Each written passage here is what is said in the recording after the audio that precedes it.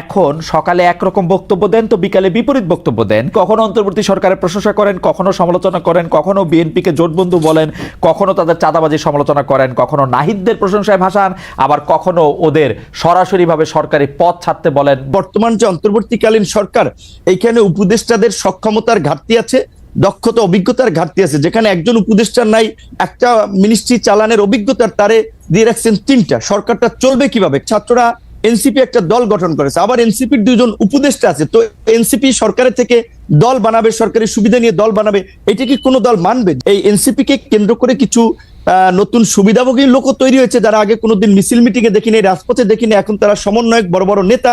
এখন তারা মনে করছে যে আমরা যারা নির্বাচনের কথা বলছি তাদের খাবার তো বন্ধ হয়ে যাবে, যেই কারণে অনেকে ইন্টেনশনালি সোশ্যাল মিডিয়ায় এই ক্যাম্পেইনটা করছে যে বিপিনুর সকালে এক কথা বলে বিকেল এক কথা বলে। আপনার বক্তব্য পরিষ্কার। ডক্টর ইউনূসকে 5 বছর ক্ষমতায় চাওয়া, দ্বিতীয়টি হচ্ছে বিএনপির যেসব নেতা জাতীয় নির্বাচনের দাবিতে সোচ্চার, তাদের ব্যঙ্গ করে ক্যাম্পেইন। এই দুটি ক্যাম্পেইন নিয়ে আপনার অবস্থান কি, আপনাদের অবস্থান কি? কোন চাওয়াটা বা কোন দাবির পক্ষে আপনারা, অর্থাৎ ডক্টর ইউনূসকে আরো কয়েক বছর, মানে আওয়ামী লীগের যে টেনিয়রটা থাকার কথা ছিল, জনপ্রিয়ভাবে এটি বলা হচ্ছে 2024 সালের জানুয়ারি মাসে আওয়ামী লীগ এই মেয়াদে ক্ষমতায় বসছিল, 2028-এর শেষে তাদের ক্ষমতার মেয়াদ শেষ হওয়ার কথা, সেই পর্যন্ত ডক্টর ইউনূসের থাকাই উচিত। আপনি কোনটিকে যুক্তিযুক্ত মনে করছেন? ডক্টর ইউনূসকে 5 বছর নির্বাচিত সরকারে পাওয়ার একটা আকাঙ্ক্ষা আমাদের এই আন্দোলনের, বিশেষ করে ছাত্র আন্দোলনের একজন পরিচিত ছাত্র নেতা, তিনি ফেসবুকে স্ট্যাটাস দিয়েছিলেন, যেটা কি মূলত অনেকে ভেবেছে যেহেতু তার সোশ্যাল মিডিয়াতে একটা বড় ফ্যান ফলোয়ার্স আন্দোলন কেন্দ্রিক আছে, অনেকে সেটা কপি করেছে, প্রচার করছে, ভাবছে যে যেহেতু তারা এই আন্দোলনের একটা পরিচিত মুখ বা পরিচিত নেতা, কাজে এটা হয়তো তাদের দৃষ্টিভঙ্গি, এবং যেহেতু তাদের মধ্যে আবার সরকারেও তাদের দুজন এখনো প্রতিনিধি আছে, 3 জন ছিল, একজন পদত্যাগ করে দল গঠন করেছে, অনেকে ভেবেছে তাহলে এটা বোধহয় এই সরকার ছাত্র নেতা তাদের একটা মনোভাব, তো কাজে এইটাকে পাবলিকলি এন্ডোর্স করা বা এটার পক্ষে জনমত গঠন করা, এইরকম ভাবেও কেউ কেউ ক্যাম্পেইনটা করতে পারে। তবে এটার সরকারের পক্ষ থেকেও জানানো হয়েছে যে এই ধরনের চিন্তা ভাবনা তাদের নাই। দ্বিতীয় কথা, সরকারের যদি থাকেও, এখানে আমি কিংবা সাকিব ভাইয়ের মতো আমরা যারা একটা গণতান্ত্রিক ব্যবস্থার জন্য আওয়ামী ফ্যাসিবাদের বিরুদ্ধে লড়াই করেছি, তারা তো সেটা কখনোই মানবো না। কাজে এই ক্যাম্পেইনের পক্ষে থাকার প্রশ্ন ওঠে না। এবং আপনি কি চান? যে আপনি বলছেন যে ক্যাম্পেইনের পক্ষে, আপনি চান যে ডিসেম্বর বা জুনের মধ্যেই নির্বাচন হোক, সেটা আপনি চান? আচ্ছা, আমার পজিশনটা বলছি, আপনার দুইটার একটু উত্তর দিয়ে আসি। আর সেকেন্ড একটা ক্যাম্পেইন যেটা বলেছেন যে বিএনপির যেসব নেতা ইলেকশনের জন্য খুব সরব এবং সোচ্চার, তাদের বিষয়ে নানান ধরনের একটা ক্যাম্পেইন আবার চলছে, অনেককে হেয় করা হচ্ছে, নানানভাবে প্রশ্নবিদ্ধ করা হচ্ছে। এটা কিছু লোক এগুলো ছড়াচ্ছে, কেউ কেউ রাজনৈতিক ইন্টেনশন থেকে, কেউ কেউ তাদের নিজেদের একটা ফায়দা নেওয়ার জন্য। ধরেন যখন একটা অনির্বাচিত সরকার থাকে তখন কিন্তু কিছু লোকেদের কদর বাড়ে, কিছু লোক সুযোগ সুবিধা নিতে পারে, কাজেই সেই কমিউনিটির লোকজন কিংবা সেই গ্রুপটা তো চাবে যে এই ধরনের একটা সরকারকে জগা খিচুড়ি কিংবা এই ধরনের একটা মানে জনপ্রতিনিধিবিহীন, ইলেকশনবিহীন যদি সরকার রাখা যায়, তাহলে তো সেখান থেকে তারা ফায়দাটা নিতে পারছে, তারা ব্যবসা বাণিজ্য, কেউ কেউ দল গঠন করতে চাইলে বা দল করতে চাইলে সেখানে তারা সময়টাকে কাজে লাগাতে পারছে। এই ধরনের পক্ষে থাকা একটা শ্রেণীর, একটা অংশের লোকজনের অস্বাভাবিক নয়। আবার ধরেন ইউনূসের মতো একজন ব্যক্তি যার এরকম একটা গ্রহণযোগ্যতা, এবং আপনি লক্ষ্য করেছেন যে ডক্টর ইউনূসকে যখন আওয়ামী লীগের আমলে হ্যারাস করা হচ্ছে, মামলা দিয়ে অপমান করা হচ্ছে, সেগুলোর বিরুদ্ধে বলতে গেলে একমাত্র অফিসিয়ালি আমি এবং আমাদের দল থেকে আমরা রাজপথে মশাল মিছিল থেকে প্রতিবাদও করেছি, তার পক্ষে অনেকে আদালতে গিয়েছেন, সেটা ভিন্ন বিষয়। আমরা নৈতিক জায়গা থেকে তার পাশে দাঁড়িয়েছিলাম। তিনি যে আজকে সরকার প্রধান হবেন সেটা কিন্তু আমরা কখনো কল্পনাও ওইভাবে করি নাই। তো তিনি হয়েছেন, আমাদের একজন পছন্দের মানুষ ছিলেন, আমরা সবাই সন্তুষ্ট, এবং আমরা তাকে সহযোগিতা করতে চাই ওই জায়গা থেকে যে এই অন্তর্বর্তীকালীন যে এই ফ্যাসিস্ট সরকার পালিয়ে যাওয়ার ফলে যে একটা সাংবিধানিক এবং রাজনৈতিক দেশে সংকট তৈরি হয়েছিল, এই পরিস্থিতি থেকে উত্তরণের জন্য এবং জন আকাঙ্ক্ষার একটা অবাধ, সুষ্ঠু, নিরপেক্ষ নির্বাচন করার জন্য আমরা একজন নিরপেক্ষ ব্যক্তিকে ইমাম বা নেতা বানিয়েছি, যে তিনি জনগণ এবং রাজনৈতিক দলগুলোর প্রতি ইনসাফ করবেন, একটা সুষ্ঠু নির্বাচনের পথে দেশকে এগিয়ে নিয়ে যাবেন। এবং আমাদের যে প্রত্যাশা যে রাষ্ট্রের কিছু মৌলিক সংস্কার, যেটা গত 16 বছরে আওয়ামী লীগ রাষ্ট্রের চরিত্রটাকে নষ্ট করে একটা ফ্যাসিবাদী রাষ্ট্রে পরিণত করেছে, সেই সংস্কারের জন্য আমরা বলেছি যতটুকু সময়ের প্রয়োজন সেই সময়টুকু সকল রাজনৈতিক দল, আমরা যারা গণতন্ত্রের জন্য লড়াই সংগ্রাম করেছি, ফ্যাসিবাদের আমলে লড়াই সংগ্রাম করেছি, তারা দিতে চাই।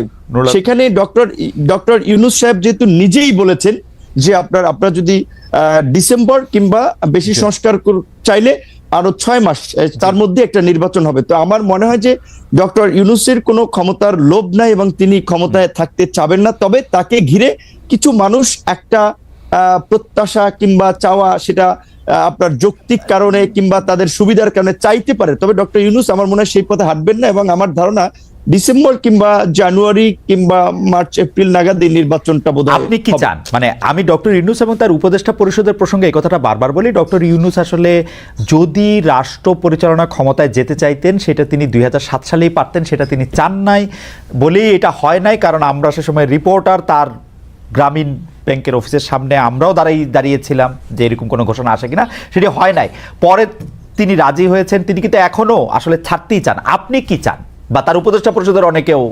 রাইট, এইখানেই আমি একটা কথা বলা দরকার আপনার এই প্রোগ্রামের মাধ্যমে অডিয়েন্সদেরকেও। দেখেন, এখন ডক্টর মোহাম্মদ ইউনূস চাচ্ছেন না, আমরা যতদূর ওটাও জানি, স্বাভাবিকভাবে তিনি একেবারেই ইলেকশন দিয়ে এই বিতর্কের মধ্যে ঢুকবেন না, এবং একটা রাজনৈতিক উত্তরণের জন্য তিনি দ্রুত ইলেকশন দিতে চান। এখন তাহলে ধরেন আমাদের এই আন্দোলনের পরিচিত একজন ছাত্র নেতা, তিনি ছাত্র নেতা হলেও তার একটা দায়িত্বশীল জায়গা আছে। তিনি যখন এই স্ট্যাটাসটি দিলেন, কিংবা আজকে আমি পুরো নিউজ দেখি নাই, হেডলাইনটা দেখেছি যে স্বরাষ্ট্র উপদেষ্টার একটা বক্তব্য হেডলাইন এরকম বলেছেন যে বাংলাদেশের জনগণ এখন ডক্টর ইউনূসকে 5 বছরের জন্য চায়। রাইট। তো এখন এইটা আপনার আমি বলাটা এক ধরনের, আরেকজন বলাটা এক ধরনের, সরকারের একজন উপদেষ্টা বলা কিন্তু অন্য মিন করে। তো তারা এই যে কিছু লোক যে ডক্টর ইউনূসের ঘাড়ে আবার বন্দুক রেখে নিজেদের ফায়দার জন্য একটা রাজনৈতিক, আমি মনে করি আরেকটা জটিলতা তৈরি করার চেষ্টা করছে, কিংবা দেশের মধ্যে আরেকটা অস্থিরতা তৈরির চেষ্টা করছে। কারণ স্বাভাবিকভাবে আমরা যারা গণতন্ত্র, ভোট এবং নির্বাচনের জন্য শেখ হাসিনার এই ফ্যাসিবাদের বিরুদ্ধে 16 বছর লড়াই করেছি, তারা তো যত দ্রুত সম্ভব একটা গণতান্ত্রিক ব্যবস্থার পুনঃপ্রবর্তন চাই। এটাও তো রাষ্ট্রের সংস্কারের একটা অংশ। সেই ক্ষেত্রে ইউনূস স্যার যেখানে বলেছেন ডিসেম্বরের মধ্যে কিংবা প্লাস মাইনাস 6 মাস, সেক্ষেত্রে আমি মনে করি এখন যেহেতু আমাদের সংস্কার কমিশনের, জাতীয় ঐক্যমত্য যে কমিশন, তারা ইতিমধ্যেই সংস্কার নিয়ে রাজনৈতিক দলগুলোর সাথে সমঝোতার সংলাপ শুরু করেছে। সেই ক্ষেত্রে সরকার যদি চায় তাহলে ডিসেম্বরের মধ্যে নির্বাচন হতে পারে, সেটা কিন্তু অস্বাভাবিক না। আর নির্বাচনটা যত তাড়াতাড়ি হবে সেটা দেশের জন্য মঙ্গল হবে। নির্বাচনবিহীন দেশের গণতন্ত্র, স্বাধীনতা, সার্বভৌমত্ব নিরাপদ নয়, আমরা মনে করি। যেটা নির্বাচন যত তাড়াতাড়ি হবে তত দেশের জন্য মঙ্গল হবে। সেটা আপনি কি আসলেই মোসাদের টাকা পেয়েছেন জনাব নূর? অনেকে বলেছেন এই প্রশ্নটাকে আপনাকে করি না, আপনাকে প্রশ্নটা আগে আমাদের, আপনি হা বা না বলে দেন, আমার ব্যাখ্যা দেওয়ার দরকার নাই। না আমি ব্যাখ্যা দেওয়ার দরকার আমাকে। এই কথাগুলো বারবার আনাই হচ্ছে আমাদের রাজনৈতিক ড্যামেজ করার জন্য। আসলে এইটা নিয়ে অনেক উত্তর দিয়েছি, ব্যাখ্যা দিয়েছি। আমি এটা বলবো যে যারা এগুলা, আমার বিরুদ্ধে অভিযোগ যে আমি আপনাকে নাকি এই প্রশ্ন কখনো করি নাই, যদিও আমি আপনাকে এই প্রশ্ন অসংখ্যবার করছি। আমার বিরুদ্ধে এটা হচ্ছে আপনার অভিযোগ। অর্থাৎ আপনি কি না বললেন কিনা, যে না মানে না বলছেন না হ্যাঁ বলছেন, সেটা একটু বলুন। এটা তো প্রমাণ ভাই, এটা অসংখ্যবার বলেছে, এটা বিভ্রান্তিকর বিষয়, এটা একটা প্রোপাগান্ডা ছিল, সেটা তো প্রমাণ। ওকে, ক্যান্টনমেন্টের রাজনীতির ওই প্রশ্নটা যদি আপনি বলতেন যে ক্যান্টনমেন্ট আসলে রাজনীতিতে প্রভাব বিস্তার করতেছে কিনা বা করা উচিত কিনা, একটু যদি সংক্ষেপে বলেন। অনেকগুলি প্রশ্ন জমে গেছে নোট। এখন আমি ছাত্র নেতাদের মতো যদি সস্তা কথা বলি তাহলে আমার অনেক পজিটিভ কমেন্টস করবে, অনেকে বাহবা দিবে, কিন্তু আমি বাস্তবতার নিরিখে আমি যেটা বুঝেছি, দেখেছি আমার এইটুকু বয়সে, বাংলাদেশের রাজনীতিতে ক্যান্টনমেন্টের মুক্তিযুদ্ধের পর থেকেই, বিশেষ করে সেটা সামরিক সরকার কিংবা রাজনৈতিক প্রত্যেকটি সরকারে তাদের একটা প্রভাব ছিল, এবং এই সরকার গঠনের ক্ষেত্রেও তাদের প্রভাব রয়েছে। এটা বাস্তব, এটা অস্বীকার করা ওয়ে নাই। তো কাজেই সেখানে সরকার আপনার পরিচালনার ক্ষেত্রে ক্যান্টনমেন্টের আপনার পরামর্শ, মতামত থাকতে পারে, এটা ন্যাচারাল। কিন্তু যেই বিষয়টি নিয়ে জলগোলা হচ্ছে কিংবা আলোচনা হচ্ছে, সেখানে আমার একটা বিষয় হচ্ছে যে ওই আইএসপিআর এর বিবৃতিতে কিন্তু পরিষ্কার করেছে যে সেনা প্রধান কাউকে ডাকে নাই, ওই ছাত্র নেতারাই আগ বাড়িয়ে সেনা প্রধানের আপনার সাথে গিয়েছিল। আপনি বলছেন যে এটা একটা বাস্তবতা, এই ব্যাপারে আপনার বক্তব্য আমরা শুনছি। আপনি একটু মজার বক্তব্য শুনেন। আমাদের একজন দর্শক বলেছেন যে মহিউদ্দিন, আপনি 18 সালে বলেছিলেন আমি যদি নূরকে একটি কঠিন প্রশ্ন করি তাহলে আমাকে 100টিরও বেশি গালিগালাজের মুখোমুখি হতে হয়। এখন নূর আপনাকে একটি গালি বা ভণ্ড, যাই হোক ভণ্ড হয়ে গেছে নূর। আমি যেটি বলি, আপনি যে বললেন ছাত্র নেতাদের সস্তা কথা, আপনার বেশিরভাগ ছাত্রনেতা হচ্ছে আপনার ছাত্র নানা কারণে, এবং তারা আপনার পথই কিন্তু আসলে অনুসরণ করতেছেন। আপনি যেই পথ দেখিয়েছিলেন, এখন আপনি সেই পথ থেকে বেরিয়ে আপনি এখন একটি কাঠামোবদ্ধ অবস্থা, সেনাবাহিনী, ক্যান্টনমেন্ট, অনেক বেশি প্রাতিষ্ঠানিক, এরকম একটি জায়গা, একটি মুরব্বীর জায়গা নিচ্ছেন কিনা আপনি? না, মুরব্বীর জায়গা না। বাস্তব কথা হচ্ছে, শুনেন, আমি চাইলে এই সরকার যদি সেনাবাহিনীর সহায়তা ছাড়া রাষ্ট্র পরিচালনা কিংবা সামনে একটা অবাধ সুষ্ঠু নিরপেক্ষ নির্বাচন, এটা সম্ভব নয়। কাজেই শুধু শুধু প্রতিপক্ষ করে তো লাভ নাই। সেনাবাহিনী, পুলিশ বলেন, অন্যান্য প্রতিষ্ঠানগুলো বলেন, তাদের সাথে নিয়ে আলাপ আলোচনা এবং সবাই মিলেই একটা অবাধ সুষ্ঠু নিরপেক্ষ নির্বাচন, এই সংকট এবং সামনের ভবিষ্যৎ, এটা নির্ধারণ করতে হবে। সেখানে ছাত্র, এই দু চারজন ছাত্র যেভাবে সামরিক বাহিনীকে একটা প্রতিপক্ষ বানিয়ে দিয়েছিল, এবং আরো দু চারজন ইউটিউবাররা বাইতুল মোকাররম থেকে ক্যান্টনমেন্ট অভিমুখে যাত্রা করার জন্য একটা উস্কানি দিয়েছিল, এটা যদি হইতো বাংলাদেশে তো আরেকটা অন্যরকম পরিস্থিতি তৈরি হতো। সাকিব ভাই যেটা বলেছে, সেনাবাহিনী যদি এই আন্দোলনে শেষের দিকে সমর্থন না দিত, তাহলে গৃহযুদ্ধ হতো। আপনি বন্দুকের সামনে যদি সামরিক বাহিনীও যদি বলতো যে আগামী কালকে থেকে তারাও অস্ত্র, আপনারা তাদের সর্বাত্মক প্রস্তুতি নেমে যেত, কি পরিস্থিতি হতো চিন্তা করতে পারতেন? একটা নির্ঘাত গৃহযুদ্ধ। হয়তো আমরা জয়লাভ করতাম, সেটা ভিন্ন বিষয়, কিন্তু এই ব্লাডশেড থেকে রক্ষার জন্য সেনাবাহিনী তো একটা ইতিবাচক ভূমিকা এনেছে। যেমনি একটি ভূমিকাটি নিয়েছিল 90 সালে, যেমনি নিয়েছিল 75-এ, যেমনি নিয়েছিল 71-এ, সেই সেনাবাহিনীকে মুখোমুখি করার কোনো আমাদের আছে বলে আমি মনে করি। জনাব, আপনার বক্তব্য পরিষ্কার। আমরা আবারও একটি কমন প্রশ্ন আপনাদের দুজনকে করতে চাই, এবার আপনাকে দিয়ে আমরা শুরু করতে চাই। ডক্টর ইউনূস সরকার প্রধান হিসাবে নরেন্দ্র মোদীর সঙ্গে বৈঠক করেছেন, এটি একটি বড় দিক কিনা বাংলাদেশের জন্য, এটা আসলে কতটা সিগনিফিকেন্ট, এটা নিয়ে একটা বলবেন। এটা এক ধরনের স্বীকৃতি, কেউ কেউ বলছেন। চীনে গিয়ে 7 সিস্টার্স নিয়ে তিনি যে বক্তব্য দিয়েছেন, সমুদ্র সুবিধা নিয়ে তিনি যে কথা বলেছেন, ল্যান্ডলক কান্ট্রি, এগুলিকে আপনারা সুবিধা করেন কিনা?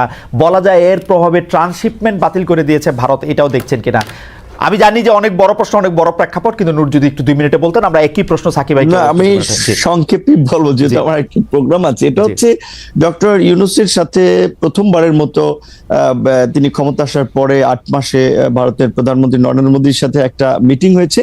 এটা ইতিবাচক, কিন্তু এটা খুব বড় আহামরি কোনো আপনার অর্জন হয়ে গিয়েছে সেটা আমি মনে করি না। আর এখানে স্বাভাবিকভাবেই একটা প্রতিবেশী দেশের সাথে তো বৈরী সম্পর্ক রেখে চলাটা কারো জন্যই মঙ্গলজনক নয়। যদিও ভারত নিজের কারণেই আজকে বাংলাদেশের জনগণ তাদের সাথে একটা বৈরী পরিবেশ তৈরি হয়েছে। এখান থেকে উত্তরণে ভারতকে আমি মনে করি বেশি আন্তরিক হওয়া দরকার ছিল। সেখানে এই মিটিং এর কিংবা ইউনূস স্যার যে চীনে গিয়ে যে বক্তব্য দিয়েছেন, সেটা আমি মনে করি উনি বাংলাদেশের পক্ষ থেকে একটা শক্তিশালী অবস্থান ব্যক্ত করেছেন যে ইটটি মারলে পাটকেলটি খেতে হবে। সেই ক্ষেত্রে ভারতের এই ট্রান্সশিপমেন্ট বাতিল, এটা আলাপ আলোচনার মধ্যে দিয়ে, তাদের সাথেও আমাদের অনেক ইস্যু আছে, তারাও এখান থেকে অনেক বেনিফিট নিচ্ছে।